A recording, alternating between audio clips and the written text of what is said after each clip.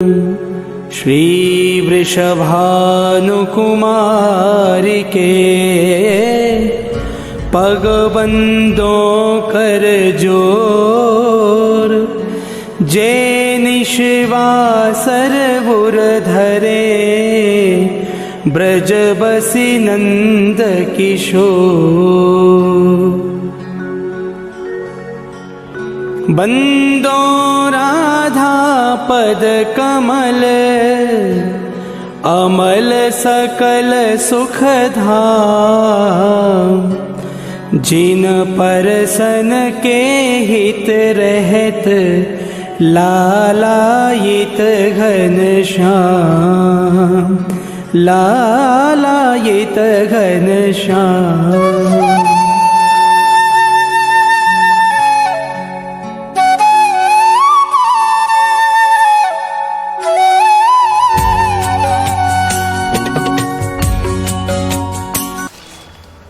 নমস্কার, শ্রীজির অফিসিয়াল চ্যানেলের পক্ষ থেকে সকল ভক্তবৃন্দ এবং গৌর গোবিন্দ চরণের, শ্রী রাধা মাধবের চরণের সকল অনুরাগী ভক্ত ভ্রমরগণের চরণে জানাই আমার সাদর প্রণাম ও হার্দিক অভিনন্দন। গত ভিডিওতে আমরা শ্রী শ্রী প্রেম ভক্তি চন্দ্রিকা এই মহাদিব্য প্রেমময় গ্রন্থের ভূমিকা কিঞ্চিত মাত্র আস্বাদন করার সুযোগ পেয়েছিলাম ও আমরা বলেছিলাম ধীরে ধীরে গ্রন্থে প্রবেশ করব এবং একে একে একটু করে বিন্দু বিন্দু বিন্দু বিন্দু বিন্দু বিন্দু করে এই মহা সিন্ধুকে আস্বাদন করব।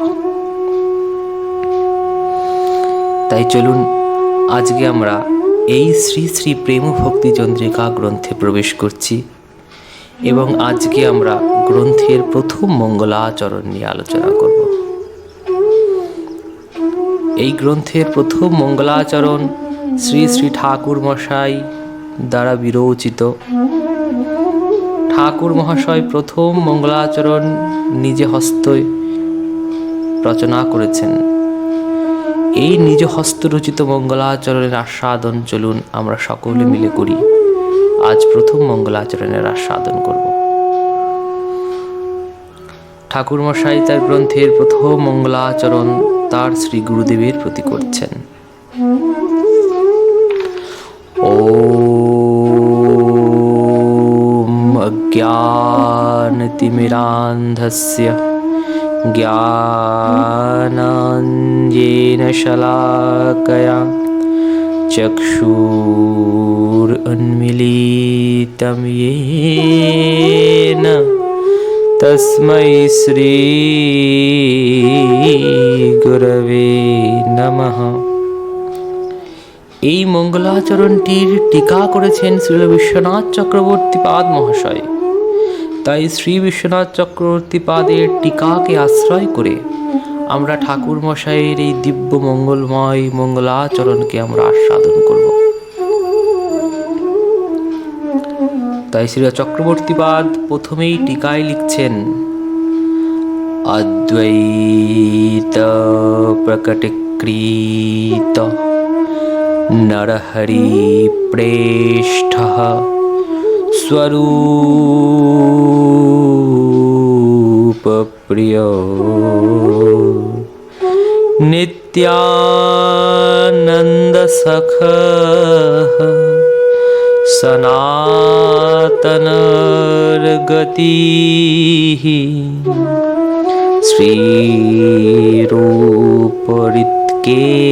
শ্রীরূপরিৎকেতনঃ লক্ষ্মী প্রাণপতির গদাধর রসোল্লাসী জগন্নাথ ভূঃ সাঙ্গপাঙ্গ সপার্ষদঃ সদয়তম দেবঃ সচিনন্দনঃ,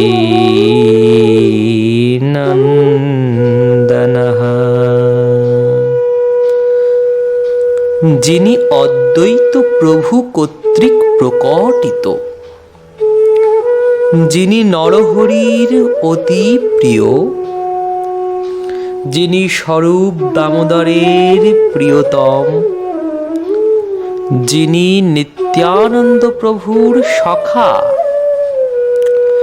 শ্রী সনাতন গোস্বামী পাদের গতি, শ্রী রূপের হৃদকেতন, যিনি লক্ষ্মী দেবীর প্রাণপতি, শ্রী গদাধর পণ্ডিতের রসোল্লাসী এবং শ্রী জগন্নাথ মিশ্রের আত্মজ পুত্র, সেই দিব্য গৌরকান্তি শ্রী শচীনন্দন সাঙ্গপাঙ্গে এবং স্বপার্শ্বদে আমার প্রতি সদাই হন। প্রথমেই চক্রবর্তীপাদ এই মঙ্গলাচরণের টিকায় বলছেন, গৌর হরি যেন আমাদের সকলের প্রতি সদাই হয়। তিনি প্রথমেই গৌর হরির কৃপা ভিক্ষা প্রার্থনা করছেন ও প্রার্থনা করার পর তিনি বলছেন, কি বলছেন সেটি আমরা দেখব। বৈষ্ণবীয় রীতি অনুযায়ী মঙ্গলাচরণ হয় ত্রিবিধ প্রকার। বৈষ্ণব রীতি অনুযায়ী এই মঙ্গলাচরণের একটি বিশেষ নিয়মাবলী রয়েছে।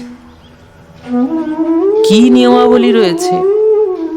সেই নিয়মাবলীটি শ্রীল কবিরাজ গোস্বামীপাদ তার শ্রীল পরম রসময় গ্রন্থ শ্রীল চৈতন্য চরিতামৃতে বর্ণন করছেন।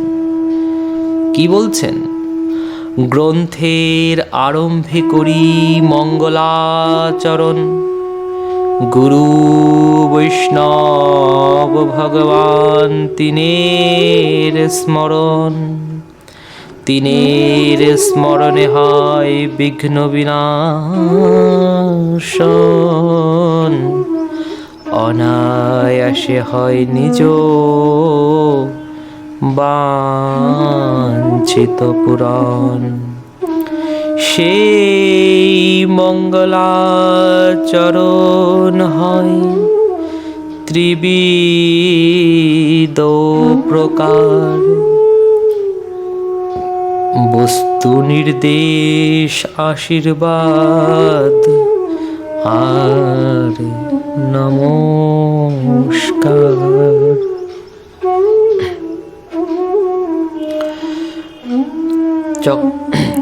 ছিল কবিরাজ গোস্বামীপাদ বলছেন, মঙ্গলাচরণ হয় ত্রিবিধ প্রকার, বস্তু নির্দেশ আশীর্বাদ আর নমস্কার। বৈষ্ণবীয় রীতি অনুযায়ী মঙ্গলাচরণ তিন প্রকারের। যে কোনো গ্রন্থ প্রারম্ভের আগে তিন প্রকার মঙ্গলাচরণ করা প্রয়োজন। প্রথমে সেটি নমস্কার হতে পারে, প্রথমে সেটি বস্তু নির্দেশও হতে পারে, আবার প্রথমে সেটি আশীর্বাদও হতে পারে। কিন্তু একটি শ্লোকে বস্তু নির্দেশ করা হবে, একটি শ্লোকে আশীর্বাদ নির্দেশ করা হবে, একটি শ্লোকে নমস্কার নির্দেশ করা হবে। তাই বস্তু নির্দেশ জন্য একটি মঙ্গলাচরণের শ্লোক, আশীর্বাদের জন্য একটি মঙ্গলাচরণের শ্লোক এবং নমস্কারের জন্য একটি মঙ্গলাচরণের শ্লোক। তাই প্রথম শ্লোকে ঠাকুর মশাই নমস্কার রূপ মঙ্গলাচরণ করছেন। তিন প্রকারের মঙ্গলাচরণ ঠাকুর মশাই প্রথম নমস্কার রূপ মঙ্গলাচরণ করছেন। কাকে উদ্দেশ্য করে করছেন? না, তার নিজের শ্রী গুরুদেবকে উদ্দেশ্য করে করছেন। তার শ্রী গুরুদেবের প্রতি সমর্পিত হয়ে শ্রী গুরুপাদ পদ্মে গুরুদেবের চরণ কমলে তিনি নমস্কার রূপ মঙ্গলাচরণকে পুষ্পাঞ্জলি রূপে অর্পণ করছেন।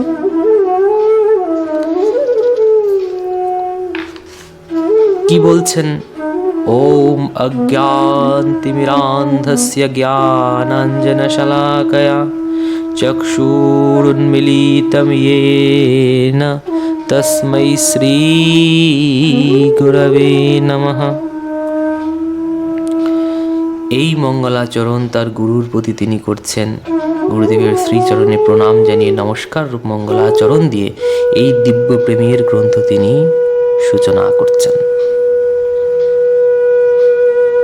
তস্मै গুরবে নমঃ। বিশ্বনাথ চক্রবর্তী পাঠ টিকা করে লিখছেন। টিকার আস্বাদন আমরা একটু একটু করে করব। চক্রবর্তীবাদ মহাশয় লিখছেন, তস্मै গুরবে নমঃ, শ্রী গুরুম প্রতি নমস্তু।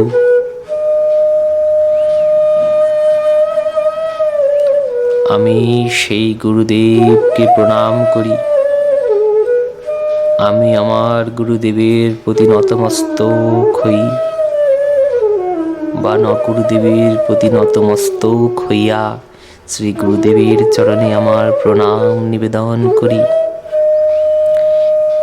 কিম ভূতায়ম, কেন গুরুদেবকে প্রণাম করি? কেন গুরুদেবের চরণে আশ্রয় নিই? কেন গুরুদেবকে প্রণাম করার কি প্রয়োজন?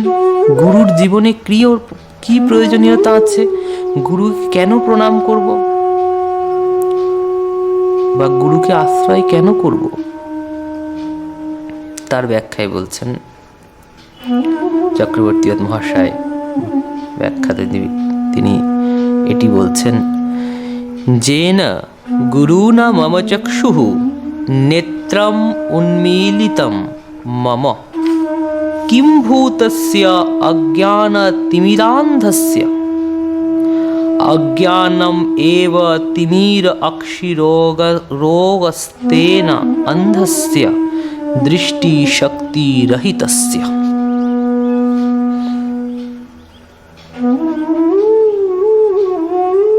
येन गुरुना मम चक्षुः नेत्र उन्मीलितं मम किंभूतस्य अज्ञानतिमिरान्धस्य अज्ञानम एव तिमिर अक्षिरोगस्तेन अंधस्य दृष्टि शक्ति रहितस्य।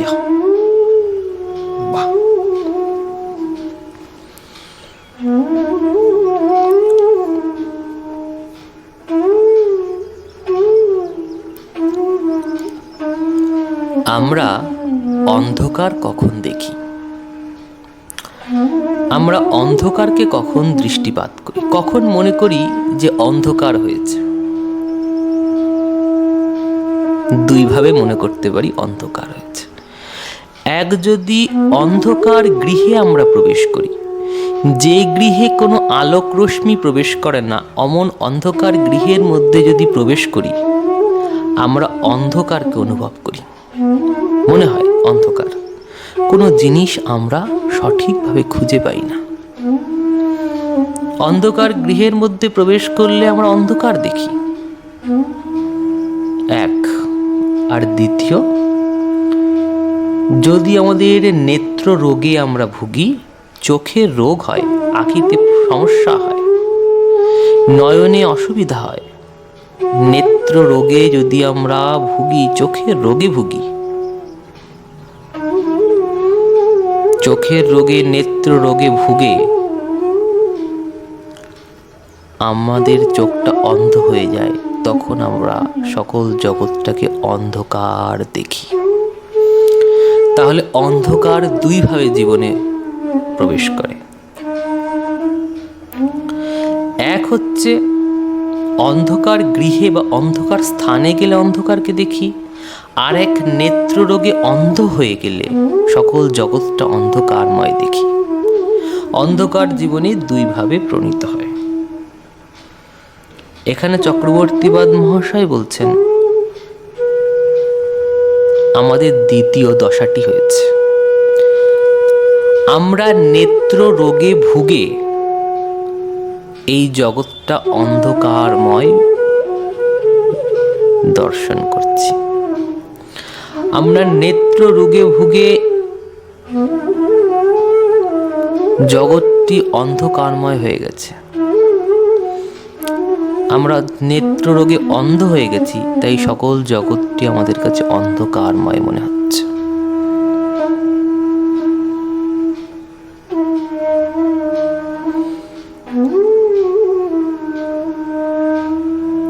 দৃষ্টি শক্তি রহিতস্য তিমির অক্ষিরোগ তেন অন্ধস্য। অক্ষিরোগ চোখের রোগে, অন্ধস্য অন্ধ হয়ে, দৃষ্টি শক্তি রহিতস্য দৃষ্টি শক্তি চলে গেছে। তাতে কি হয়েছে? তিমির অজ্ঞানম এব, আমাদের জীবনে অন্ধকার নেমে এসছে। চোখের রোগে অন্ধ হয়ে জগতে আমরা অন্ধকার দর্শন করছি। আমাদের জীবনটা অন্ধকারময় হয়ে গেছে। চোখের রোগে অন্ধ হয়ে জগতে কাউকে দেখতে পাচ্ছি না।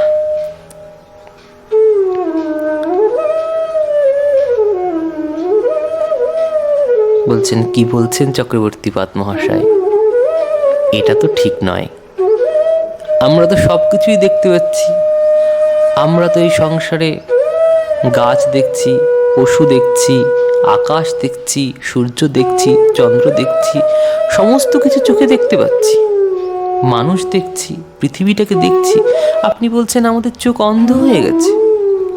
এটি কি করে সম্ভব? আপনি বলছেন আমাদের চোখটি অন্ধ হয়ে গেছে, কিন্তু আমরা তো সবই দেখছি।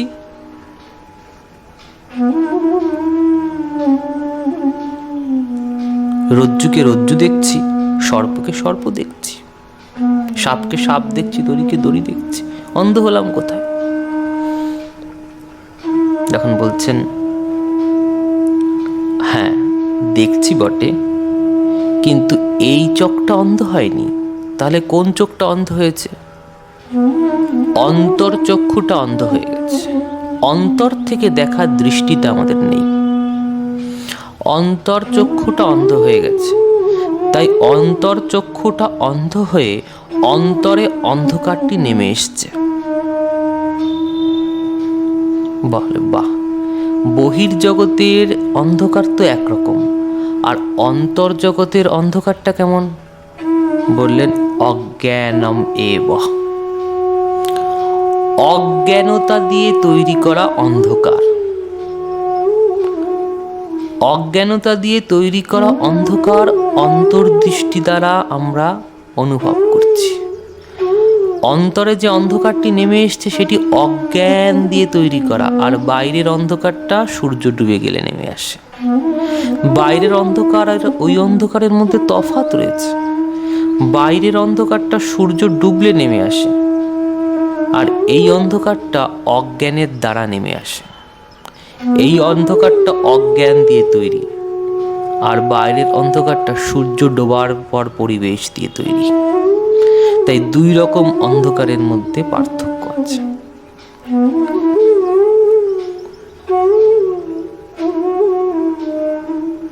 বেশ ভালো কথা। দুই রকমের অন্ধকার, দুই রকম। আমাদের অন্তর নেত্র, অন্তর আঁখি, অন্তর নয়নটা চক্ষু রোগে, নেত্র রোগে আক্রান্ত হয়ে অন্ধ হয়ে গেছে। তাই অন্তর্জগতে সেই অজ্ঞানের অন্ধকারটা আমাদের নেমে এসছে। তাই আমরা অন্ধ হয়ে, নেত্র রোগে আক্রান্ত হয়ে, অন্ধ হয়ে আমরা অজ্ঞানের অন্ধকার পরিদর্শন করছি। বাহ, ভালো কথা। অজ্ঞানের অন্ধকার পরিদর্শন করছি, বেশ।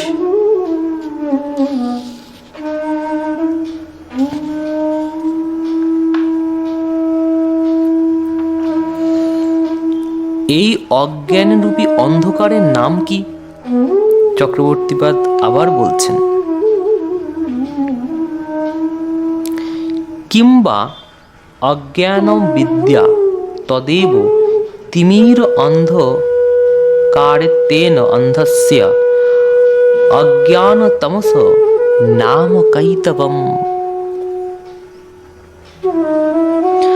এই যে অন্তরের মধ্যে যে অজ্ঞানের অন্ধকারটি নেমে এসছে, যার কারণে অন্তর্চক্ষুতে রোগ হয়েছিল, অন্তর্নেত্রে যে রোগ হয়েছিল, নেত্ররোগে আক্রান্ত হওয়ার ফলে যে অন্ধকার নেমে এসছে, সেই অজ্ঞানের অন্ধকারটির নাম কি? অজ্ঞান তমসো নাম কৈতবম। এই অজ্ঞানের যে অন্ধকার, তার নাম হচ্ছে কৈতব।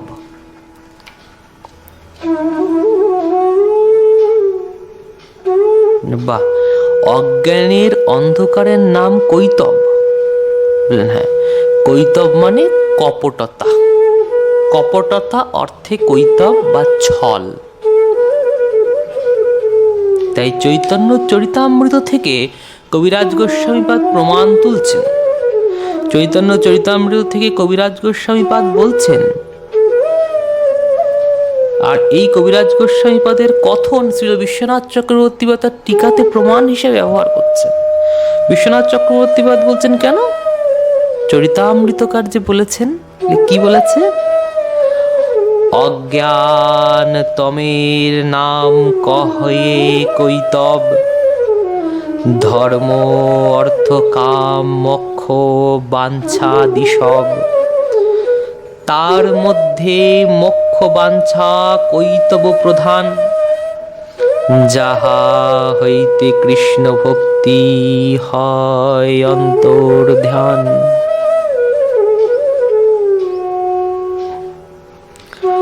অজ্ঞান তমের নাম কহিয়ে কৈতব, ধর্ম অর্থ কাম ও মোক্ষ বাঞ্ছা আদি সব। তার মধ্যে মোক্ষ বাঞ্ছা কৈতব প্রধান, আর যাহা হইতে কৃষ্ণ ভক্তি হয় অন্তর্ধ্যান।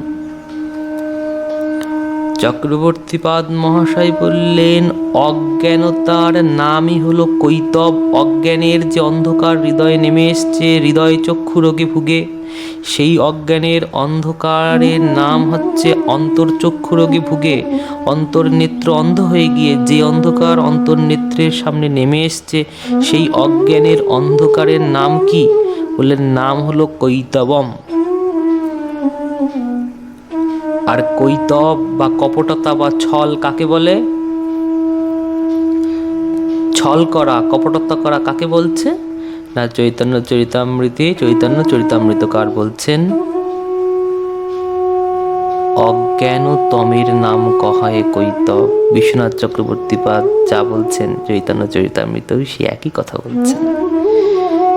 এই অজ্ঞান তমের নাম কহায় কৈতব। বেশ, তাহলে এই কৈতবের মধ্যে কি কি আছে?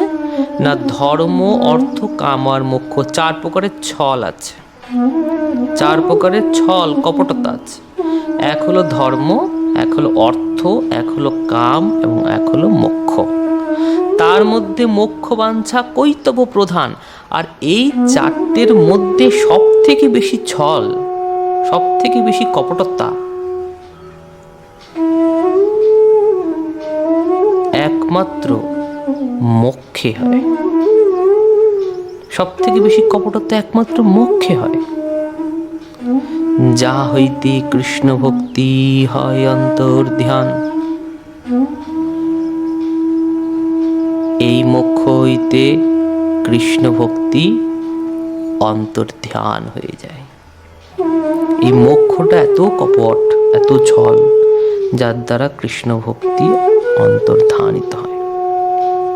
বেশ,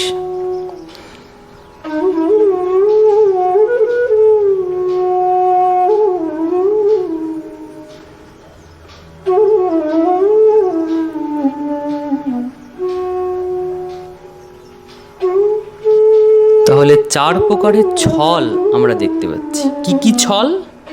ধর্ম এক রকমের ছল, অর্থ এক রকমের ছল, কাম এক রকমের ছল, এবং সর্বশ্রেষ্ঠ ছল, সর্বশ্রেষ্ঠ কপটতা হলো মোক্ষ। এই 4টে যদি কোনো জীবের জীবনে নেমে আসে, তাহলে কি হবে? তাহা হইতে কৃষ্ণ ভক্তি হয় অন্তর ধ্যান। কৃষ্ণ ভক্তি তৎক্ষণাৎ তার জীবন থেকে অন্তর্ধানিত হবে। চক্রবর্তীবাদ বলছেন, কৈতব বা কপটতা বলিতে ধর্ম অর্থ কাম মোক্ষ বাসনা ঠিক, কিন্তু অজ্ঞানের প্রতিশব্দ কৈতব নয়, অজ্ঞান মানে কৈতব নয়। আবার কৈতবের প্রতিশব্দ ধর্ম অর্থ কাম মোক্ষ নয়। এটি কেমন বিচার, এটি কেমন ব্যাখ্যা? চক্রবর্তীবাদ নিজেই বলছেন ব্যাখ্যাটি কেমন অদ্ভুত। কৈতব মানে বা কৈতবের প্রতিশব্দ, কপটতার প্রতিশব্দ অজ্ঞানতম অন্ধকার নয়, অজ্ঞানের অন্ধকার নয়। আবার কপটতার প্রতিশব্দ বা অজ্ঞানের প্রতিশব্দ যেমন কপটতা নয়, সেই রকম কৈতব বা কপটতার প্রতিশব্দ ধর্ম অর্থ কাম মোক্ষ নয়। অজ্ঞান মানে কৈতব হতে পারে না, আর কপটতা মানে ধর্ম অর্থ কাম মোক্ষ হতে পারে না। তাহলে চৈতন্য চরিতামৃতকার কেন কপটতাকে ধর্ম অর্থ কাম মোক্ষ বলছেন, আর অজ্ঞানকে কেন, অজ্ঞানের অন্ধকারকে কেন কৈতবের উপাখ্যান দিয়েছেন? অজ্ঞানতমের নাম কহে কৈতব, ধর্ম অর্থ কাম মোক্ষ বাঞ্ছা আদি সব। প্রথমত বললেন অজ্ঞানের অন্ধকারের নাম কৈতব বা কপটতা, আবার কপটতা মানে কি ধর্ম অর্থ কাম মোক্ষ, আর যার থেকে কি হয় কৃষ্ণ ভক্তি অন্তর্ধানিত হয়। তাহলে কপটতা মানে তো অজ্ঞানতম না, বা অজ্ঞান অন্ধকার, অজ্ঞানের অন্ধকার, অজ্ঞানতম মানে অজ্ঞানের অন্ধকারটা নিশ্চয়ই কপটতা নয়। আবার কপটতা মানে নিশ্চয়ই ধর্ম অর্থ কাম মোক্ষ নয়। তাহলে অজ্ঞানের অন্ধকারকে কেন কপটতা বলা হলো, আর কপটতাকেই কেন ধর্ম অর্থ কাম মোক্ষ বলা হলো?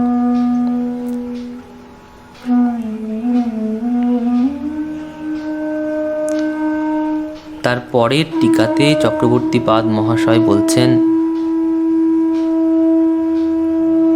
চৈতন্য চরিতামৃতের এই পয়ের টিকায় শ্রীল চক্রবর্তীপাদ বিশ্বনাথ চক্রবর্তীপাদ মহাশয় বলছেন, কৃষ্ণ নিত্য দাসস্য জীবস্য তদ সত্যম বিনা নিজ সুখার্থমন্যম সর্বম কৈতবম ইতি ভাবঃ। কৃষ্ণ নিত্য দাসস্য জীবস্য তৎ সত্যম বিনা নিজ সুখার্থম অন্যম সর্বম কৈতবম ইতি ভাবঃ।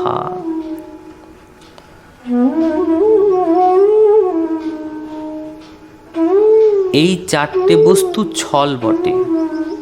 এই ছলটা কাকে বলে? এই ছলটা কাকে বলে? বললেন, যেই দিন থেকে জীব কৃষ্ণকে সুখী না করে নিজে সুখী হওয়ার চেষ্টা শুরু করেছে, সেই দিন থেকে জীব তার জীবনে এই চারটি কপটতা নিয়ে এসছে। বা এটাও বলতে পারি, এই চারটে কপটতার ফলে জীব নিজের সুখানুসন্ধান করছে, নিজে কি যে সুখী হবে সেই চিন্তায় মগ্ন, কিন্তু কৃষ্ণের সুখের জন্য কোনো চিন্তা জীব করছে না। কৃষ্ণের প্রতি প্রভুত্ব ভুলে গেছে, কৃষ্ণের প্রতি দাসত্ব ভুলে গেছে, গিয়ে সর্বদাই নিজের সুখ অনুসন্ধান করে চলেছে। যে চারটে পদ্ধতির মাধ্যমে, সেই চারটে পদ্ধতির নাম ধর্ম, অর্থ, কাম এবং মোক্ষ। তাই এই চারটেকে ছল বলা হয়েছে, কপট বা কপটতা বলা হয়েছে। কেন? এই চারটে দ্বারা কৃষ্ণের প্রতি আমরা ছল করছি, কৃষ্ণকে ঠকাচ্ছি, কৃষ্ণকে যেহেতু আমরা ঠকাচ্ছি, কৃষ্ণের প্রতি ছল করছি, ছলটা কি বলে, তার প্রতি প্রভুত্ব ভুলে গিয়ে, তার প্রতি দাসত্ব ভুলে গিয়ে, তাকে সুখী না করে নিজে এই চারটের মাধ্যমে সুখী হচ্ছি। তাই এইটার নাম কপটতা। আর এই কপটতাই হলো জীবের একমাত্র অজ্ঞানের অন্ধকারের কারণ। জীবের একমাত্র হৃদয়ে যে অন্তরের যে অজ্ঞানের অন্ধকার নেমে এসছে, এই অন্ধকারটা নেমে এসছে এই চারটে কপটতার জন্যে, ধর্ম, অর্থ, কাম আর মোক্ষ। আর এই চারটে কপটতার মাধ্যমে বা ছলতার মাধ্যমে আমি ভগবান কৃষ্ণর সঙ্গে ছল করছি। কি ছল করছি? তার প্রতি প্রভুত্ব ভুলে গিয়ে, তার প্রতি তার প্রতি সে যে আমার নিত্য প্রভু সেটা ভুলে গিয়ে, তার প্রতি দাসত্ব বোধ ভুলে গিয়ে, তাকে সুখী না করে নিজে সুখী হচ্ছে এই চারটের মাধ্যমে। তাই এটাই হলো জীবের সব থেকে বড় ছল কৃষ্ণের প্রতি, এবং এটাই হলো জীবের সব থেকে বড় অজ্ঞানের অন্ধকারের কারণ। বলছেন, ব্যাখ্যা করছেন, আচ্ছা ধর্ম কিভাবে কৃষ্ণর সঙ্গে ছল করে? ধর্ম তু সাক্ষাৎ ভগবত প্রণীতম। যমরাজ তার দূতদেরকে শ্রীমদ্ ভাগবতে উপদেশ দিচ্ছে, ধর্ম তু সাক্ষাৎ ভগবত প্রণীতম। ভগবান যেটা তৈরি করেছেন তার নাম ধর্ম, ভগবান যেটি বলেছেন তার নামই ধর্ম। কিন্তু ধর্ম করে ভগবানকে ঠকাচ্ছি কি করে? ধর্মটা কৈতব হচ্ছে কি করে? ধর্মটা কপটতা হচ্ছে কি করে? কৃষ্ণকে ধর্ম করে কি করে ঠকাচ্ছি? বললেন, এ ধর্ম ভাগবত ধর্ম নয়, কৃষ্ণের প্রতি করা ধর্ম নয়। তাহলে কি ধর্ম? বললেন যাগ যজ্ঞ। বললেন যাগ যজ্ঞ, দান আর দয়া। এই যাগ যজ্ঞ করে, বিভিন্ন দেবদেবীর উপাসনা করে, যাগযজ্ঞ, দয়া, সাধারণ লোকের প্রতি দয়া দেখিয়ে, সব দেবদেবীর যজ্ঞ আদি করে, দেবদেবীর পূজা আদি করে যে ধর্ম অর্জন করা হয় সেটি ভাগবত ধর্ম নয়। সেই ধর্মে কি হয় না, স্বর্গ সাধক ধর্ম। এই ধর্ম করে মানুষ স্বর্গে যায়, বা এই ধর্মগুলো করার ফলে মানুষ স্বর্গলোক প্রাপ্তি করে।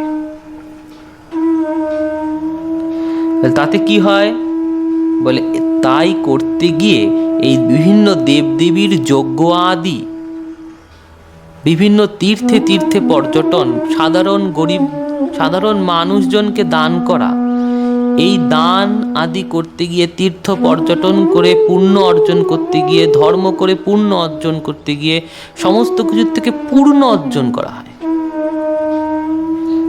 এই পুণ্য অর্জন করতে গিয়ে কৃষ্ণের প্রতি বহির্মুখতার আমরা পরিচয় দিই, কৃষ্ণকে ভুলে যাই। কেননা এই পুণ্য অর্জনের পিছনে যেই দিন মাত্র জীব ছোটে, এই স্বর্গ সাধক ধর্ম করতে যেদিন জীব ছোটে, সেদিন কৃষ্ণের প্রতি বহির্মুখতার পরিচয় ঘটে, কৃষ্ণকে ভুলে যাই। আর কৃষ্ণকে ভুলে যাই, ভুলে গিয়ে কি হয় না, এই ধর্মগুলো করে মানুষ স্বর্গে যায়। স্বর্গে গিয়ে কি হয়, স্বর্গে তো সবাই যেতে চায়। স্বর্গে এমন কে আছে যে যেতে চায় না? সবাই স্বর্গে যেতে চায়। বলে স্বর্গে যেতে চায়, কিন্তু স্বর্গে যাওয়াটা সঠিক নয়। কেন? তদ যথেহ কর্মার্জিত লোকঃ ক্ষীয়তে এবমেবাত্র পুণ্যার্জিত লোকঃ ক্ষীয়তে ক্ষীণে পুণ্যে মর্ত্যলোকম বিশন্তি। ক্ষীয়তে ক্ষীণে পুণ্যে মর্ত্যলোকম বিশন্তি। স্বর্গে কিছুদিন থাকতে থাকতে যখন পূর্ণগুলো একটু একটু করে ক্ষয়ে যায়, স্বর্গ সুখ ভোগ করতে করতে জীবের সারা জীবনের সঞ্চয়কৃত, তীর্থ পর্যটনকৃত, সমস্ত দেবদেবীর পূজা অর্চনে কৃত, বিভিন্ন যাগযজ্ঞ দ্বারা প্রাপ্ত যে পুণ্য, সেগুলো যখন একটু একটু একটু একটু করে ক্ষয়ে যায়, যে স্বর্গ থেকে ধপ করে আবার মর্তে এসে পৃথিবী লোকে এসে পড়ে। আবার পুনরূপী জননম পুনরূপী মরণম পুনরূপী জননী জঠরে শয়নম, বারবার জন্ম মৃত্যুর চক্রে আবর্তিত হয়। তাই এই স্বর্গ সুখের পিছনে ঘোরা মানে আবার মর্তলোকে ফিরে আসা এবং এই দুঃখালয় সংসারের মধ্যে ভ্রমণ করা। তাই স্বর্গ, তাই এই ধর্মটা কি করছে না, ধর্ম করতে গিয়ে ভগবানের প্রতি ছল করছি। কি ছল করছি না, তার প্রতি দাসত্বটা, প্রভুত্বটা তার সুখবিধান না করে নিজের সুখের জন্য, স্বর্গ সুখের জন্য করছি। তাই এই ধর্ম এক প্রকারের ছল বা কপটতা। দ্বিতীয় কপটতায় আসি, অর্থ। অর্থ অর্থটি কি? রূপ, রস, গন্ধ, স্পর্শ, শব্দ, এই পাঁচটি বিষয় যখন মনটি ধাবিত হয় বা এই পাঁচটি বিষয় লাভের জন্য যে বস্তু লাগে সেই বস্তুটির নাম অর্থ। মানুষ সুন্দর রূপ দেখতে চায়, একটা সুন্দর গাছ, সুন্দর ফুল, মানুষ অর্থ দিয়ে গাছটি বাজার থেকে কিনে আনে। একটা সুন্দর বস্ত্র, খুব সুন্দর দেখতে, রূপ খুব সুন্দর, মানুষ অর্থ দিয়ে সেটি কিনে আনে। শব্দ, সুন্দর সুন্দর শব্দ শুনতে মানুষ ভালোবাসে, সুন্দর সুন্দর গান, খুব সুন্দর সঙ্গীত শুনতে ইচ্ছা করছে। সঙ্গীত শোনার ইচ্ছা হলে, শব্দ সুন্দর মধুর হলে সেই শব্দের প্রতি মন ধাবিত হয়। তখন সেই শব্দ শুনিবার জন্য আমরা নানাবিধ সঙ্গীতের বাদ্যযন্ত্র কিনে আনি। এই বাদ্যযন্ত্রগুলো আমাদের কর্ণে রসময় তৃপ্তি বিধান করে। তাই সেই বাদ্যযন্ত্রের থেকে যে সঙ্গীত, সুন্দর আওয়াজ, শব্দ বেরিয়ে আসে, সেই শব্দ আমাদের কর্ণে রসায়ন প্রদান করে। তাই এই বাদ্যযন্ত্রগুলো কেনার জন্য, মধুরময় সঙ্গীত, শব্দধ্বনি শোনার জন্য আমাদের অর্থের প্রয়োজন হয়। তৃতীয়, রস। সুন্দর সুন্দর খাবার, সুন্দর সুন্দর খাদ্যের সামগ্রী, সুন্দর সুন্দর খাদ্য খাবার জন্য তার সামগ্রী জোগাড় করতে হয়। এই সামগ্রীগুলো কেনার জন্য অর্থের প্রয়োজন হয়। গন্ধ, সুন্দর গন্ধ ভালো লাগছে, নানাবিধ ঘুরে বেড়াই শুধু গন্ধর ভালোর জন্যে, ভালো গন্ধ ঘ্রাণের জন্যে, ভালো সুগন্ধ আস্বাদন ঘ্রাণের জন্যে। বাজার থেকে নানাবিধ ইত্র আদি সুগন্ধি বস্তু কিনে আনি, চন্দন, ইত্র আদি, সেই গন্ধ পাওয়ার জন্য, সেই গন্ধের আঘ্রাণ নেওয়ার জন্যে। তাই গন্ধর আঘ্রাণ নেওয়ার জন্য অর্থের প্রয়োজন হয়। চন্দন কিনে আনার জন্যে, সুন্দর ইত্র দ্রব্য আদি কেনার জন্যে আমাদের অর্থ লাগে। আর স্পর্শ, অন্তিমে স্পর্শ। শরীর স্পর্শ অনুভব করতে চায়, তাই স্পর্শ অনুভব করার জন্য কামিনীর সঙ্গ করে, বিভিন্ন কামিনীদের সঙ্গ করে তাদের অঙ্গ স্পর্শ পাওয়ার জন্য। কামী হয়ে পুরুষগণ কামিনীর সঙ্গ করে তাদের স্পর্শ লাভ করার জন্য। সেই কামিনী সঙ্গ করতে গিয়ে সেই কামিনীদের প্রতি, সেই কামিনীদের জন্য তারা বহুবিধ অর্থ ব্যয় করে। তাই এখানেও অর্থের প্রয়োজন। কিন্তু এই রূপ, রস, শব্দ, গন্ধ আর স্পর্শ, এই পাঁচটি তত্ত্বে পাঁচটি প্রাণী দেহকে ত্যাগ করে। রূপের প্রতি আসক্ত হয়ে প্রজাপতি তার দেহ ত্যাগ করে। রূপের প্রতি যখন আসক্ত হয়, আগুন প্রজ্বলিত অবস্থায় যদি প্রজাপতি দর্শন করে, এই প্রজ্বলিত অগ্নির সুন্দর রূপ দেখে প্রজাপতিটা অগ্নিকে স্পর্শ করতে যায়। আর সেই প্রজাপতিটার অগ্নিকে স্পর্শ করতে গিয়ে সেই সুন্দর রূপ দেখে অগ্নির, প্রজাপতিটা যখনই স্পর্শ করতে যায় অগ্নির মধ্যে দগ্ধীভূত হয়ে সে তার দেহকে ত্যাগ করে। শব্দ, বেদ বা নিষাদ যাই বলুন না কেন, জঙ্গলে গিয়ে হরিণীকে আকর্ষণ করবার জন্য নানাবিধ শব্দধ্বনি করে। সেই শব্দধ্বনি শুনে হরিণী জঙ্গলের থেকে, বনের ভিতর থেকে ছুটে বেরিয়ে আসে। আর সেই শুনে যখন হরিণী ছুটে বেরিয়ে আসে, ব্যাদ তাকে স্বরনিক্ষেপ করে, স্বরবিদ্ধ করে তীর মেরে তাকে হত্যা করে। হরিণটা মারা যায়। রূপে আসক্ত হয়ে প্রজাপতি দেহ ত্যাগ করে, শব্দে আসক্ত হয়ে হরিণী দেহ ত্যাগ করে। রস, পিপীলিকা রসের পাত্রে, গুড়ের পাত্রে, রসের পাত্রের মধ্যে পিপীলিকা আস্বাদন করতে প্রবেশ করে। আর যেই মাত্র রসের পাত্রের মধ্যে, গুড়ের পাত্রের মধ্যে পিপীলিকা প্রবেশ করে, পিপীলিকার পাগুলো গুড়ে আটকে যায়, রসে আটকে যায়, আর নড়তে পারে না। ওখানেই ধীরে ধীরে ধীরে ধীরে ধীরে ধীরে তার দেহকে ত্যাগ করে দেয়। সে রসে আসক্ত হয়ে পিপীলিকা দেহ ত্যাগ করে। গন্ধে আসক্ত হয়ে ভ্রমর তার দেহ ত্যাগ করে। ভ্রমর ঘুরতে ঘুরতে ঘুরতে ঘুরতে মধু মকরন্দের আঘ্রাণ নিতে নিতে পদ্মের মধ্যে গিয়ে বসে। কে রাত্রি গমেশ্বতী ভবিষ্যতি সুপ্রভাতঃ ভাষারঙ্কিত হরিশ্চলতি পঙ্কজ। আঘ্রাণ নিতে নিতে নিতে নিতে পদ্মের মধ্যে বসে আঘ্রাণ নেয়, পদ্মের মকরন্দ নেয়, আঘ্রাণ নিতে নিতে নিতে নিতে সে আঘ্রাণ গন্ধের প্রতি এতই আকৃষ্ট হয়ে যায়, ভ্রমর বুঝতে পারে না কখন রাত্রি হয়ে যায়। আর যেই মাত্র রাত্রি হয়ে যায়, সূর্যের আলোয় প্রস্ফুটিত সেই সরোবরের সরোজ পদ্ম তখন তার নিজেকে গুটিয়ে নেয়, আর সেই পদ্মের মধ্যে ভ্রমরটি আটকে পড়ে যায়। পদ্ম ফুলের মধ্যে ভ্রমরটা আটকে পড়ে যায়। রাত্রি হওয়ার সঙ্গে সঙ্গে পদ্মটা বন্ধ হয়ে যায়, ভ্রমরটা আটকে যায়। আর সকাল হতে না হতে এক হস্তি এসে, হরিশ চলতি পঙ্কজ, এক হস্তি এসে, হাতি এসে সুর দিয়ে সেই পদ্মটাকে তুলে নিয়ে মোচড়ে দেয়। আর ভ্রমরটা সেই পদ্মের মধ্যেই মোচড়ার অবস্থায় দেহটাকে ত্যাগ করে। স্পর্শ, হস্তিনীর স্পর্শ লাভ করার জন্য ধাবিত হয় শিকারী এক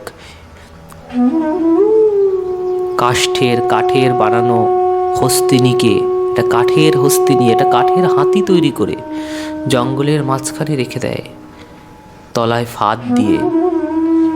সেই কাঠের হস্তিনীকে দেখে সেই হস্তিনীর স্পর্শ লাভ করার জন্য হস্তি ছুটতে ছুটতে আসে। আর সেই কাঠের হস্তিনীকে দেখে সে বুঝতে না পেরে আসল হস্তিনী মরে গেলে যখনই তার স্পর্শ লাভ করতে আসে, তখনই সেই ফাঁদের মধ্যে হাতিটা পড়ে আটকে যায়, আর শিকারী হাতিটাকে ধরে নেয়, হাতিটার দেহকে ত্যাগ করে। তাই রূপ, রস, গন্ধ, স্পর্শ, শব্দ, এই 5টি তত্ত্বে 5টি প্রাণী তার দেহকে ত্যাগ করে।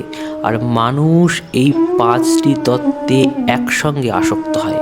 মানুষ রূপের প্রতি আসক্ত হয়, মানুষ শব্দের প্রতি আসক্ত হয়, রসের প্রতি আসক্ত হয়, গন্ধের প্রতি আসক্ত হয় এবং স্পর্শের প্রতি আসক্ত হয়। নিজের সুখ সন্ধান করার জন্য, নিজের সুখের জন্য। আর যেই মাত্র কৃষ্ণের সুখ বিধান না করে, কৃষ্ণের প্রতি দাসত্ব স্বীকার না করে, তাকে প্রভু জ্ঞান না করে, তার সুখ বিধান না করে নিজের সুখের জন্য এই 5টি বস্তুর পিছনে ছোটে, তখন অর্থের প্রয়োজন হয় এই 5টি বস্তু উপার্জন করার জন্য। তাই অর্থ হলো দ্বিতীয় কৈতব, ভগবানের প্রতি করা দ্বিতীয় ছল বা কপটতা। এটাই হলো দ্বিতীয় অজ্ঞান বা অজ্ঞান অন্ধকার, অজ্ঞানের অন্ধকার। প্রথম ছল বা প্রথম কপটতা বা প্রথম অজ্ঞানের অন্ধকার ধর্ম। কোন ধর্ম? স্বর্গ সাধক ধর্ম। স্বর্গে পৌঁছানোর জন্য যে পূর্ণ অর্জন করা হয়, সেই পূর্ণ অর্জন করতে গিয়ে যে ধর্ম করি, সেই ধর্ম। দ্বিতীয় ছল বা কপটতাটা কি? অর্থ, রূপ, রস, শব্দ, গন্ধ, স্পর্শ আদি ভোগ করার জন্য, নিজে সুখের জন্যে যে দ্রব্যগুলো আমরা কিনে আনি, যার মাধ্যমে তাকে অর্থ, তাই অর্থ তার দ্বিতীয় ছল বা কপটতা বা অজ্ঞানের অন্ধকার। তৃতীয়, কাম।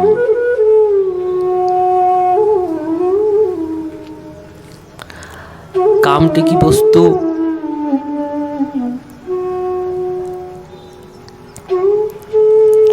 কামটি হলো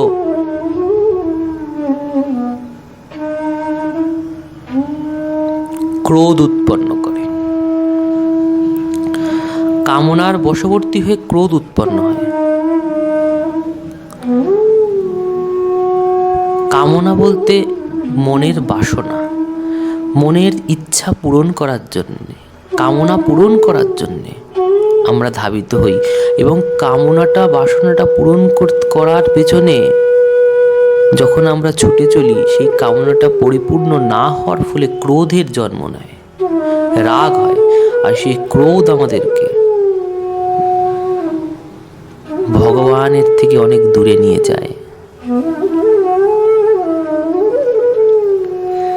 কামনা বাসনা চরিতার্থ করার জন্য, কামনা বাসনা পূরণ করার জন্য ক্রোধের সৃষ্টি হয়, আর সেই ক্রোধ ধীরে ধীরে ধীরে ধীরে ভগবানের থেকে আমাদেরকে আলাদা করে নিয়ে চলে যায় নিজ সুখ অর্জন করার জন্যে।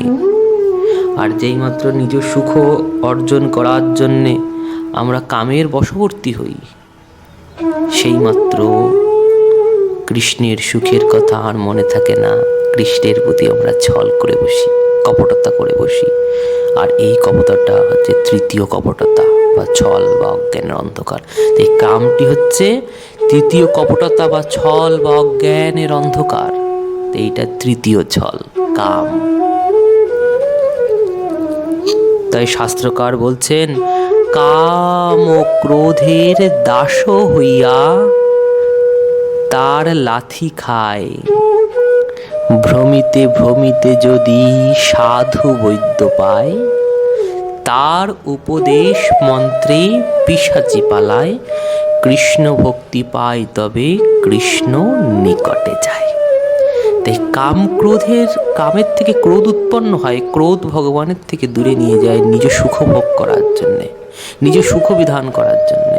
তাই কাম বা কামনা বা বাসনা এটা নিজের সুখ চরিতার্থ করার উদ্দেশ্যে আমরা করি।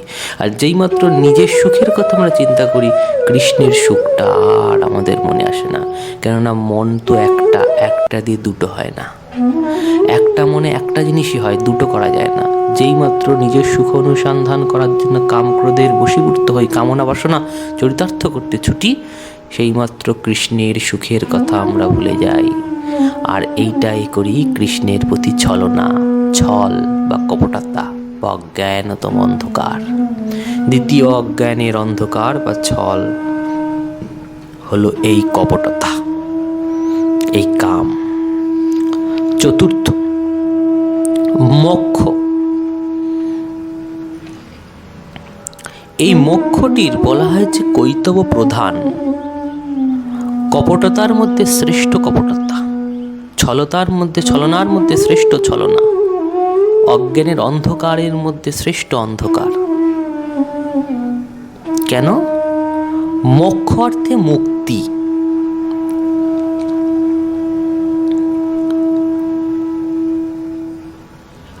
মোক্ষ শব্দ মুক্তিকে বোঝায়।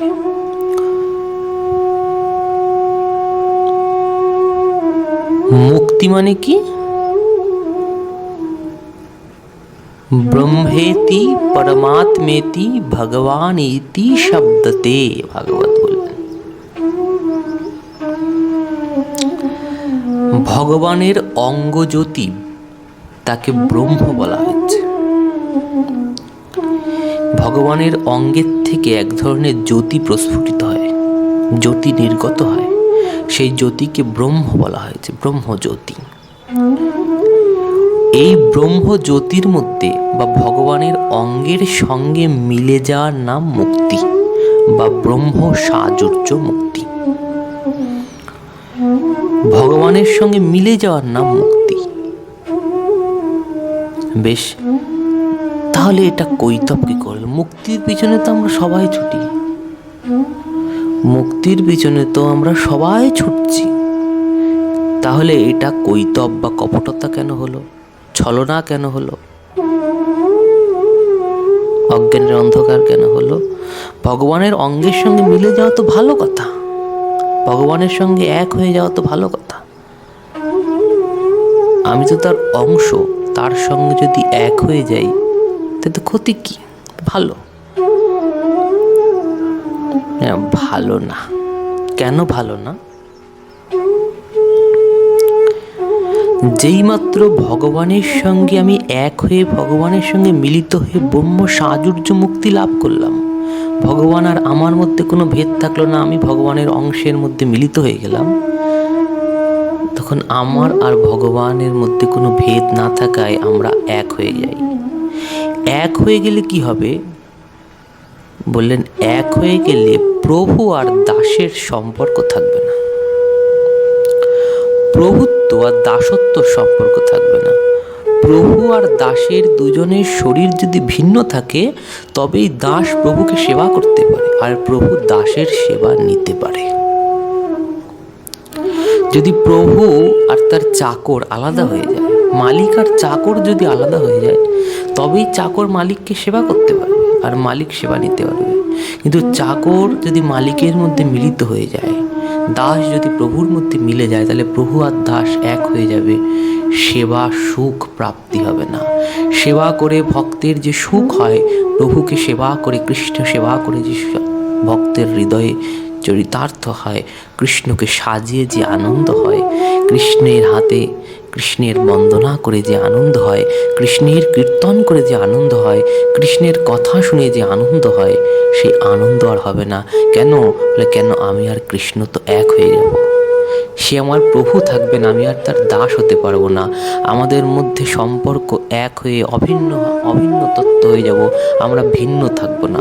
যতক্ষণ ভিন্ন থাকবো ততক্ষণই আমি প্রভুকে সেবা করতে পারবো, আমি চাকর হয়ে মালিকের সেবা করতে পারবো। যেই মাত্র আমি অভিন্ন তত্ত্ব হয়ে যাব, আর ভগবানকে সেবা করতে পারবো না, কৃষ্ণ সেবা থেকে বঞ্চিত হয়ে যাব। কৃষ্ণের সুখই তাৎপর্যময়ী সেবাইতি ভক্তি। কৃষ্ণকে সুখী করার চেষ্টার নামই তো ভক্তি। তাকে আর আমি সুখী করতে পারবো না। আর যেই মাত্র কৃষ্ণকে সুখী আমি করতে পারবো না, সেই মাত্র চক্রবর্তী পাদ মহাশয়ের উক্তিতে বলা হবে কৈতব, কপটতা। কৃষ্ণের সুখবিধান যেই মাত্র আমার দ্বারা হবে না, তখন আমি কৃষ্ণের প্রতি ছল করব, কপটতা করব, চক্রবর্তী পাদ মহাশয় বললেন। আর এই কপটতা প্রধান কেন? তাহার মধ্যে মোক্ষবাঞ্ছা কৈতব প্রধান, চরিতামৃতকার বলছেন। এর মধ্যে কপটতা বা এর মধ্যে মুক্তির ইচ্ছাটা প্রধান কৈতব কেন, প্রধান কপটতা কেন?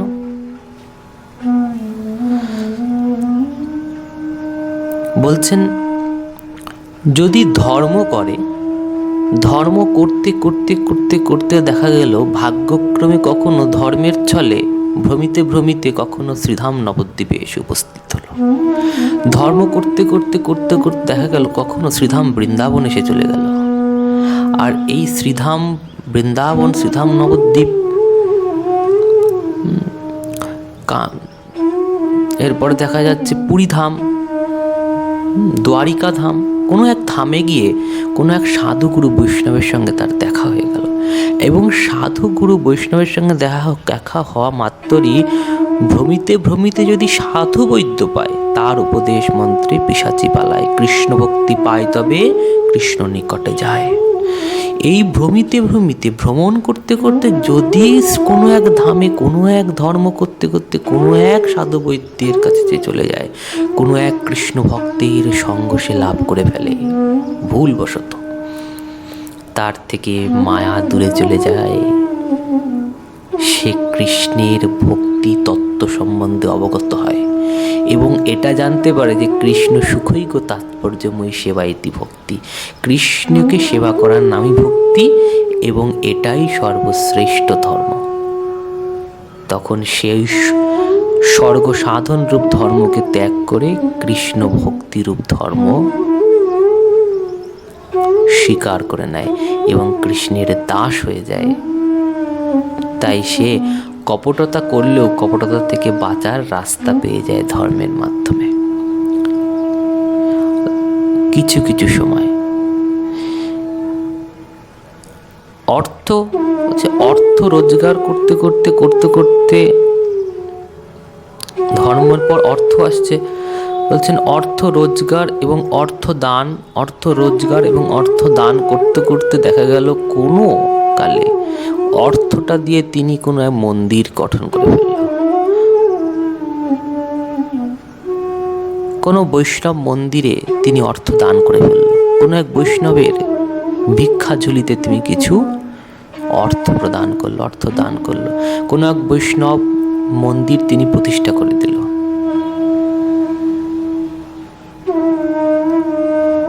যেই মাত্র করে দিল, সেই বৈষ্ণবকে দান দেওয়ার মাত্রই, সেই বিষ্ণু মন্দির প্রতিষ্ঠা করা মাত্রই অর্থ দ্বারা সেই অর্থটা ভোগের জায়গায় যোগে পরিণত হয়ে গেল। অর্থ দিয়ে ভোগ করছিল, সেই অর্থটা দিয়ে তৎক্ষণাৎ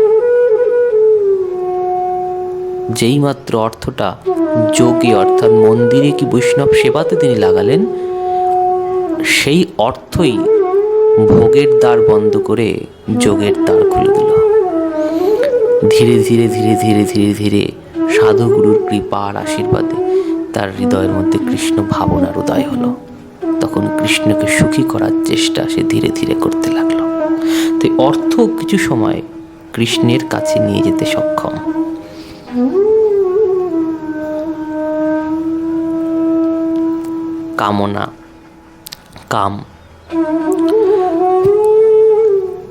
কামনা অর্থে ইচ্ছা করতে করতে, ইচ্ছা হতে হতে হতে হতে কোনোদিন তার মনে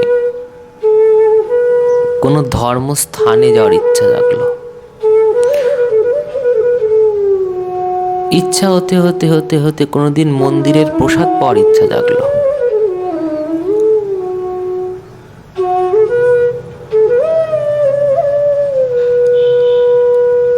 সেই প্রসাদ পাওয়ার ইচ্ছা জাগা মাত্রই একদিন ভুলবশত কোনোদিন মহাপ্রসাদ ভক্ষণ করে ফেলল। খুব ভালো প্রসাদ হয়েছে মন্দিরে, শুনতে পেল ভালো প্রসাদ হয়েছে, অনেক রকম রান্না হয়েছে। তার ইচ্ছা হলো একটু মন্দিরের প্রসাদ, তার কামনা জাগলো মনে। কামটা তো কামনা, তার কামনা জাগলো একটু মন্দিরের প্রসাদ আস্বাদন করে দেখি তো কেমন প্রসাদ করেছে, কেমন খেতে করেছে, কেমন স্বাদ। এই ভুল কামনাবশত সে অপ্রাকৃত প্রসাদের প্রতি প্রকৃত জ্ঞান করে সেই প্রসাদটা পেল জিভে লালসার জন্যে, কামনার জন্যে, কামনা চরিতার্থ করার জন্যে। কিন্তু সেই মহাপ্রসাদ তার এই কামনাকে, তার এই ভোগকে যোগে পরিণত করল। সেই প্রসাদ পাওয়া মাত্রই কৃষ্ণের প্রতি, সাধুগুরু বৈষ্ণবের প্রতি তার হৃদয়ে কিঞ্চিত মাত্র ভাবনা বা দয়ার উদয় হলো। মহাপ্রসাদের গুণে তার হৃদয়ের মধ্যে দয়ার উদয় হলো। সেই সূত্রে সে দেখা গেল পরবর্তীকালে কৃষ্ণ ভক্তে পরিণত হলো এবং কৃষ্ণের সুখ অনুসন্ধানে তৎপর হলো, কৃষ্ণ সুখ বিধানের জন্য তৎপর হলো। তাই এটাও অনেক সময় কৃষ্ণ ভক্তির দিকে আমাদেরকে অগ্রসর করতে পারে। কিন্তু মোক্ষ এটা কৈতবের মধ্যে শ্রেষ্ঠ। এই মোক্ষ যদি হয়ে যায়, এই মুক্তি লাভ করার পেছনে যদি ছোটে, ব্রহ্মবাদীদের পেছনে সে যদি ছোটে, মুক্তি একমাত্র ব্রহ্মবাদীদের দ্বারা দ্রষ্টব্য। তাই ব্রহ্মবাদীরা যেখানে থাকে সেখানে কখনো মহৎ কৃষ্ণ ভক্তগণ থাকতে পারে না।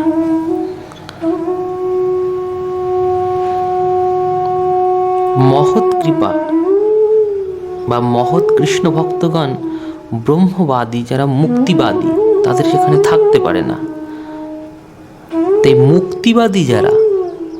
মুক্তিবাদীদের স্থানে কখনো সাধুগুরু বৈষ্ণবের দর্শন পাওয়া যায় না এবং সাধুগুরু বৈষ্ণবকে দেখা যায় না।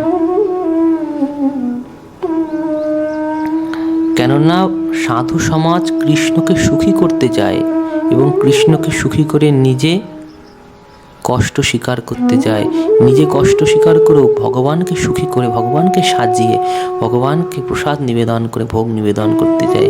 আর যারা ব্রহ্মবাদীগণ, যারা মুক্তিবাদীগণ, তারা ভগবানের নির্বিশেষ নির্বিকার হয়, নির্বিকার রূপে ভজন করে।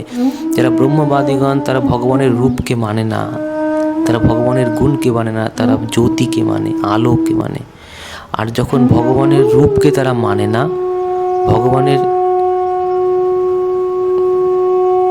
গুণকে তারা মানে না, তারা যখন নিরাকার রূপ ব্রহ্মের উপাসনা করে, যখন ভগবানের কোনো আকৃতি তারা মানে না, তারা বিগ্রহ প্রতিষ্ঠা করে না, বিগ্রহ থাকে না, মূর্তি থাকে না, তারা মূর্তির সেবা করে না। আর মূর্তি সেবা, বিগ্রহ সেবা যেইমাত্র তারা করে না, কৃষ্ণের প্রতি সেই প্রেম ভাব তাদের মধ্যে উদিত হয় না, তারা সবসময় মোক্ষর দিকে ধাবিত হয়।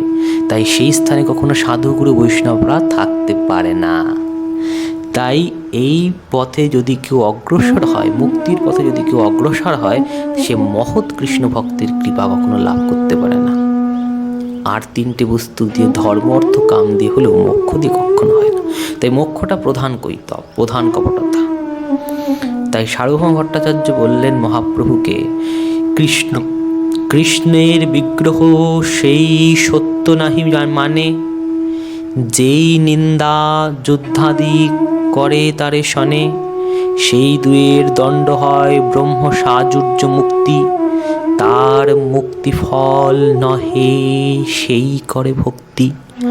মুক্তি শব্দ কহিতে মনে হয় ঘৃণা ত্রাস, ভক্তি শব্দ কহিতে মনে হয় তো উল্লাস। তাই চক্রবর্তীপদ বললেন, এই চারটে অন্ধকার, কৈতব, ধর্ম, অর্থ আর কাম, মোক্ষ, এই চারটে অন্ধকার, এই চারটে বস্তু দিয়ে নির্মাণ করা যে অন্ধকার, তার নাম অজ্ঞানের অন্ধকার।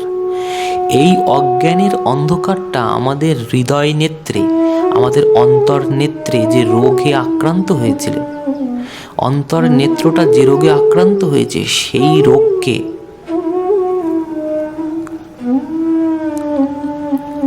আরো বাড়িয়ে তোলে। সেই রোগ, অন্তর্নেত্র আক্রান্ত হওয়ার ফলে, সেই দৃষ্টিশক্তি হারিয়ে যাওয়ার ফলে আমাদের সেই অন্তরে অজ্ঞানের অন্ধকার নেমে এসছে। কেননা অন্তর্নেত্রটা তো অন্ধ হয়ে গেছে, অন্তর্নেত্রটা নেত্র রোগে অন্ধ হয়ে হৃদয়ের মধ্যে অজ্ঞানের অন্ধকার নেমে এসছে। এই চারটে অন্ধকারের বিশেষ বস্তু, ধর্ম, অর্থ, কাম আর মোক্ষ, কৈতব বা কপটতা বা ছল। কেননা এই চারটে কি, এই চারটে দিয়েই একমাত্র কৃষ্ণ থেকে আমরা দূরে চলে যাই। আর কৃষ্ণের সুখবিধান না করে এই চারটের মাধ্যমে যখন নিজের সুখবিধান করি, তখন সেইটাই হলো অজ্ঞানের অন্ধকার। তাই অজ্ঞানের অন্ধকারটা হচ্ছে কৃষ্ণের সুখ ভুলে গিয়ে নিজের সুখের প্রতি ধাবিত হওয়া। আর সেই ধাবিত হওয়ার জন্যে যে চারটে বস্তু মোক্ষম, সেই চারটে বস্তু ধর্ম, অর্থ, কাম আর মোক্ষ, এই চারটে বস্তুই অজ্ঞানের প্রধান কারণ। তাই শ্রী গুরুদেব বা শ্রী গুরু চরণ পদ্ম বা শ্রী গুরুপাদ পদ্ম আমাদেরকে কি করবেন?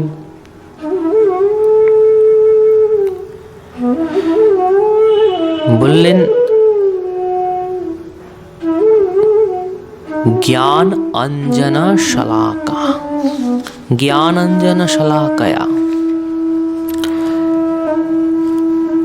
আমরা যে কৃষ্ণকে ভুলে গেছি, কৃষ্ণের প্রতি দাসত্ব বোধটা আমরা ভুলে গেছি, হয়ে নিজের সুখ অনুসন্ধান করছি, এটাই তো কৈতব। আর অনুসন্ধান করতে গিয়ে চারটে বস্তুর আশ্রয় নিচ্ছি, ধর্ম, অর্থ, কাম আর মোক্ষ। তাই এই চারটে বস্তু দিয়ে এই অজ্ঞানের অন্ধকারটা তৈরি হয়েছে, কপটতাটা তৈরি হয়েছে। তাই আমরা যে ভুলে গেছি কৃষ্ণর আমরা নিত্য দাস, সে আমাদের প্রভু, তার সুখবিধান না করে নিজের সুখ অনুসন্ধান করে চলেছি। এই যে রোগ, এটাই আমাদের চোখের রোগ, অন্তর্নেত্রের রোগ। যে রোগে আমাদের অন্তর্নেত্রটা আক্রান্ত হয়েছে, হয়ে অন্ধ হয়ে গেছে। অন্তর্নেত্রে এই রোগটাই হয়েছে, যে কৃষ্ণের সুখ অনুসন্ধান না করে নিজের সুখ অনুসন্ধান করছি, চারটে বস্তুর আশ্রয় নিয়ে, ধর্ম, অর্থ, কাম এবং মোক্ষ। চারটে বস্তুই কপটতা বা ছল কৃষ্ণের প্রতি করছি। চারটে বস্তু দ্বারা তাকে ভুলে যাচ্ছি, নিজের সুখ অনুসন্ধান করছি, অর্থাৎ তার সেবা না করে, কৃষ্ণের সুখ বিধান না করে নিজের সুখ বিধান করছি। এটাই হলো আমাদের অন্তর্নেত্রের রোগ। অন্তর্নেত্র এই রোগে আক্রান্ত হয়ে অন্ধ হয়ে গেছে। গুরুদেব কি করবেন? বললেন গুরুদেব বৈদ্যের কাজ করবেন। গুরুদেব ডাক্তারের কাজ, বৈদ্যের কাজ করবেন। গুরুদেব কি করবেন? চোখে কাজল পরালে অনেক সময় চোখের রোগটা নিরাময় হয়। অনেক সময় আগেকার দিনে দেখা যেত যে চোখে যদি রোগ হয় তো চোখে সুন্দর কাজল পরতে বলতেন। কোন কাজল?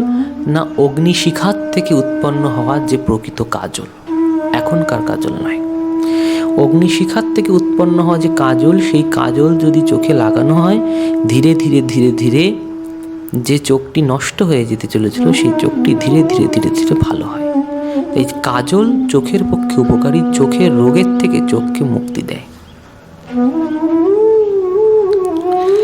তাই শ্রী গুরুদেব হলেন সেই কাজল দাতা। সেই কাজল দান করে কোন চক্ষে? অন্তর্নেত্রকে, অন্তরের নয়নকে। যে নয়ন আমাদের রোগে আক্রান্ত হয়ে অন্ধ হয়ে গেছে, সেই নয়নে শলাকা দ্বারা তিনি অঞ্জন, জ্ঞান অঞ্জন শলাকায়া, জ্ঞানরূপ অঞ্জন, জ্ঞানের কাজল দিয়ে সেই চোখে অঙ্কন করে দেয়। জ্ঞানের কাজলটা চোখের উপর দিয়ে গুরুদেব লাগিয়ে দেয়। বলছেন এই জ্ঞানের কাজলটা কি দিয়ে তৈরি হয়েছে? এই জ্ঞানের কাজলের নাম কি? যে কাজলটা গুরুদেব চোখে পরিয়ে দেয় সেই কাজলটার নাম কি? বললেন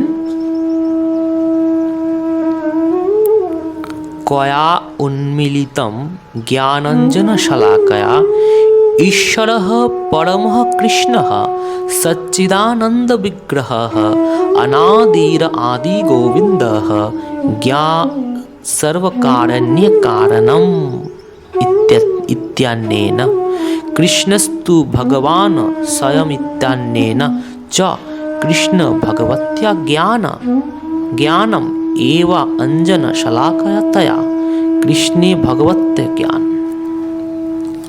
ईश्वर परम कृष्ण सच्चिदानंद विग्रह अनादिर आदि गोविंद सर्व कारणे कारण्यम कृष्णस्तु भगवान स्वयमित्यात्तेन च कृष्ण भगवत ज्ञानम एव अंजन शलाकया। चक्रवर्तीपाद महाशय लिखलेन, বলছেন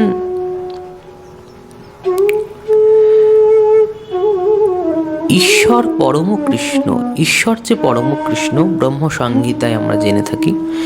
ঈশ্বর পরম কৃষ্ণ সচ্চিদানন্দ বিগ্রহ, ঈশ্বর পরম কৃষ্ণ সচ্চিদানন্দ বিগ্রহ অনাদির আদি গোবিন্দ সর্বকারণ। একমাত্র কৃষ্ণই হলেন ঈশ্বর, তিনি অনাদির আদি এবং তিনিই গোবিন্দ। তিনি ছাড়া এ বিশ্বে আর কেউ নেই, কেউ ছিল না, আর কেউ থাকবে না। তিনি সর্বকারণের কারণ এবং তিনি ঈশ্বর। ঈশ্বর শব্দের অর্থ কি? কর্তুম অকর্তুম অন্যথা কর্তুম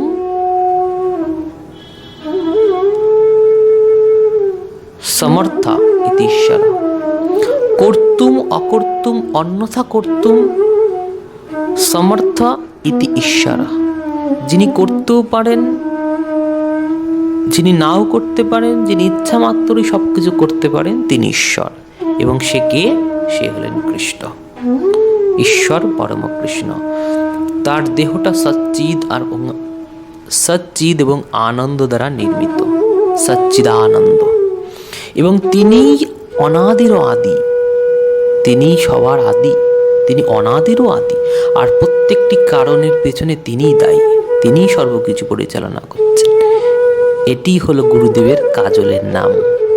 গুরুদেব যে কাজলটা আমাদেরকে পরিয়ে দেবেন। আর কি?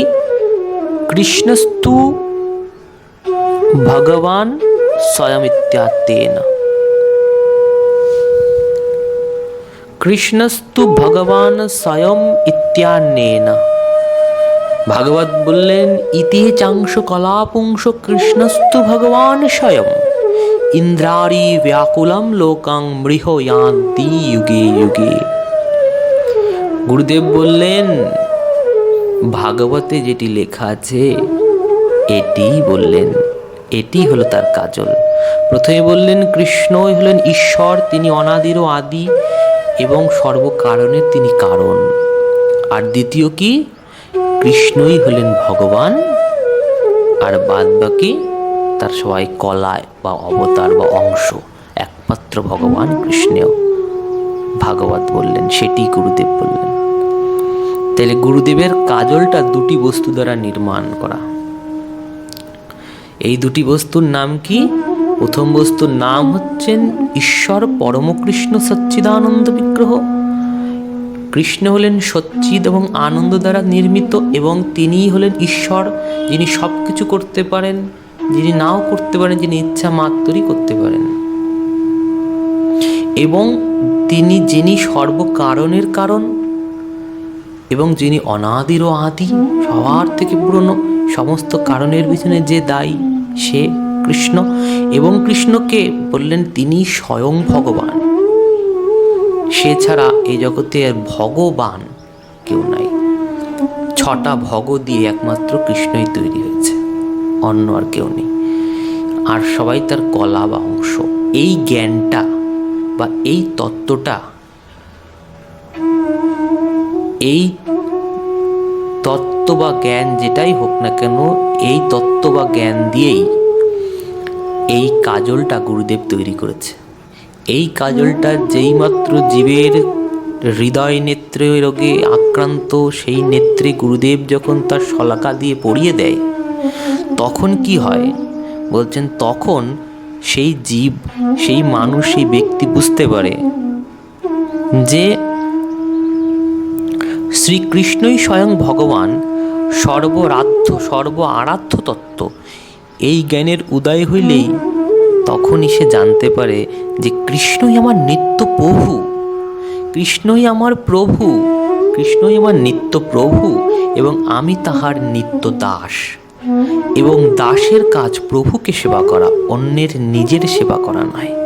তখন সে কৃষ্ণকেই সেবা করে এবং কৃষ্ণের সুখবিধান করে, আর নিজের সুখের কথা চিন্তা করে না। আর যেই মাত্র কৃষ্ণের সুখের কথা চিন্তা করে, কৃষ্ণের প্রতি দাসত্ব স্বীকার করে তার সেবা করে, নিজের সুখের অনুসন্ধান না করে, সে 4টে কপটতা, ধর্ম অর্থ কাম মোক্ষ, আর এই অজ্ঞানের অন্ধকার থেকে মুক্তি পায়। তার চক্ষুটা খুলে যায়, নেত্র উন্মিলিতম যেন তস্মাই শ্রী গুরুবে নমঃ। নেত্রটা উন্মিলিত হয়ে চোখটা খুলে যায়, চোখের রোগের থেকে সে মুক্তি পেয়ে যায় গুরুদেবের দেয়া কাজল পড়ে।